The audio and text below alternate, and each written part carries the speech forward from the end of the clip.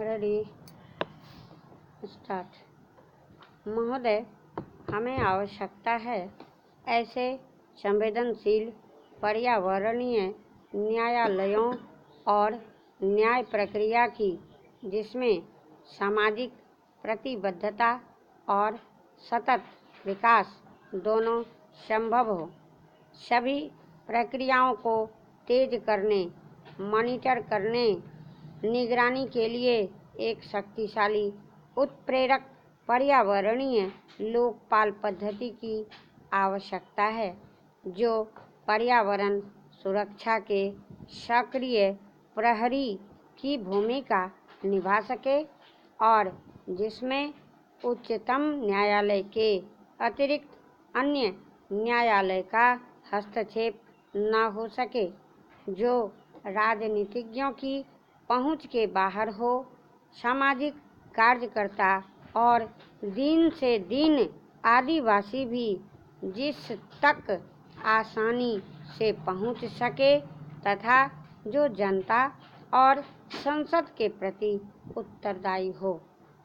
लोकपाल पद्धति की ढांचा कार्यविधि ऐसी होनी चाहिए कि वास्तव में पर्यावरण सुरक्षा और संरक्षण तथा जीव मंडल की अखंडता बनी रहे।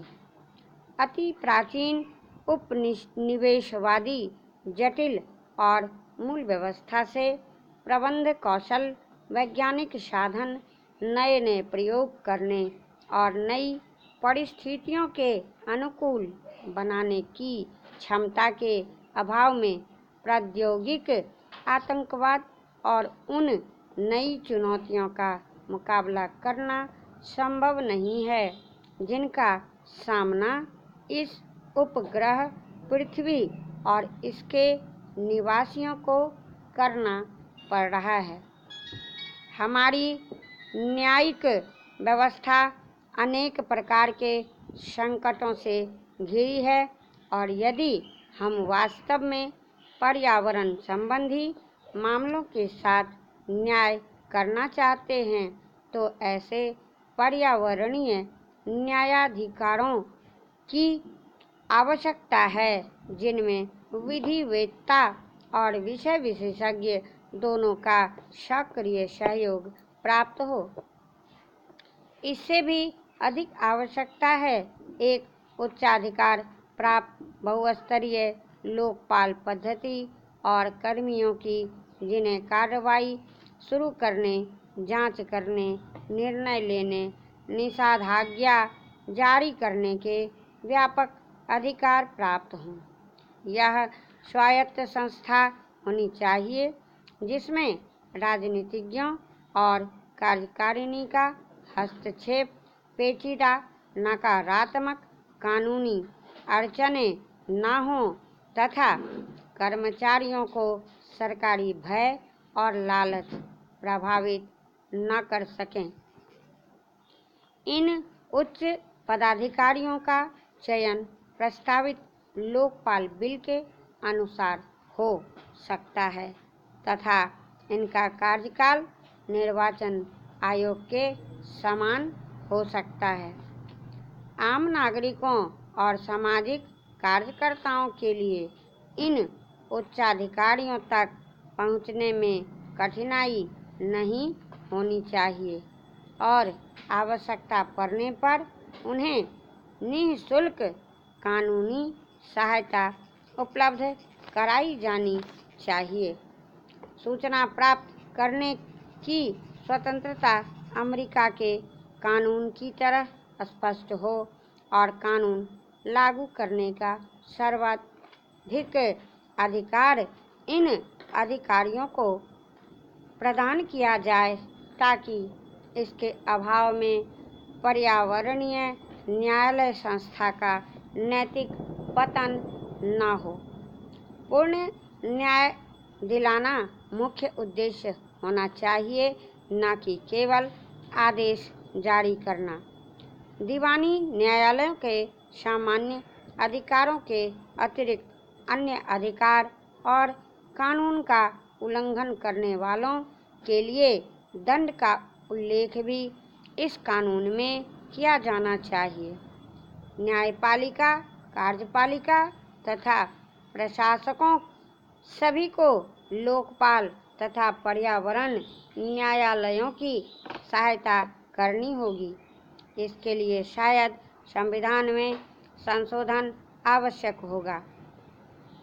इस विषय में सभी राजनीतिक दलों के सहमत होने के बाद संविधान कोई कठिन समस्या नहीं होगी। तकनीकी मामलों में केवल खंडपीठ पूरी तरह न्याय नहीं कर सकती। इसके लिए इस क्षेत्र में सक्रिय कार्यकर्ताओं की सहायता आवश्यक होगी। आदरणीय महानुभावों, 26 जनवरी 1950 को हमारे गणराज्य की स्थापना हुई थी, जो हमारे संविधान निर्माताओं द्वारा बनाए गए लोकतंत्र के सिद्धांतों पर आधारित है। उसके बाद के इन 50 वर्षों का समय हमारे देश में विकास का समय रहा है। लंबी दास्ता के बाद भारत का दुनिया में एक स्वतंत्र राष्ट्र के रूप में उदय इस बीच की सबसे अधिक रोमांचकारी घटना है। संसार के इतिहास में भारत की आज़ादी के संघर्ष जैसी इससे पहले कोई दूसरी मिसाल नहीं मिलती। इस मौके पर मुझे अपने उन करोड़ों देशवासियों की याद आ रही है, जिन्होंने देश की आज़ादी के लिए भारी मुसीबतें सही थी और बड़े से बड़े बलिदान दिए थे। मैं उन्हें बड़े आदर के साथ अपनी श्रद्धांजलि अर्पित करता हूँ। मुझे अपने उन नेताओं की राजनीतिक कुशलता और दूरदर्शिता की भी याद आती है, जिन्होंने हमारे संविधान का निर्माण किया और देश को प्रगति और विकास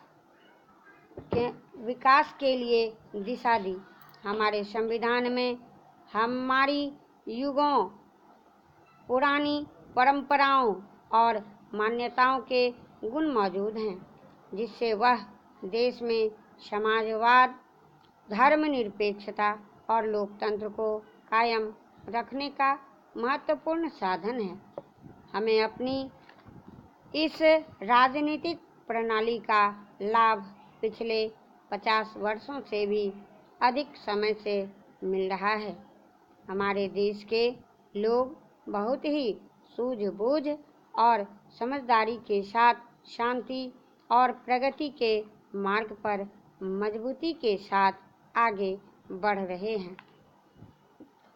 मैं उन्हें बधाई देता हूँ। भारत एक ऐसे राष्ट्र के रूप में उभर कर सामने आया है, जिससे संसार में आशाएं बंधती हैं और विश्वास पैदा होता है।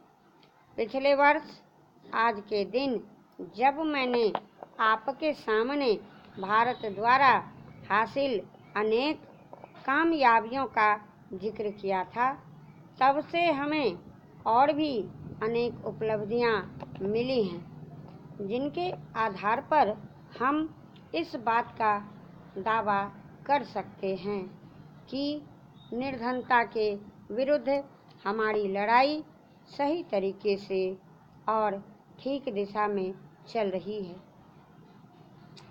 मैं महसूस करता हूँ कि इनमें से कुछ सफलताओं का यहाँ जिक्र करना गैर मुनासिब न होगा।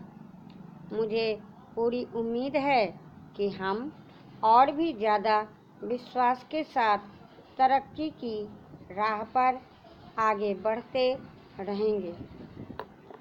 आर्थिक विकास के मुख्य सूचक इस बात की गवाही देते हैं कि सामाजिक न्याय के साथ विकास को दृष्टि में रखते हुए हमने आर्थिक विकास की जो बुनियादी तैयार की है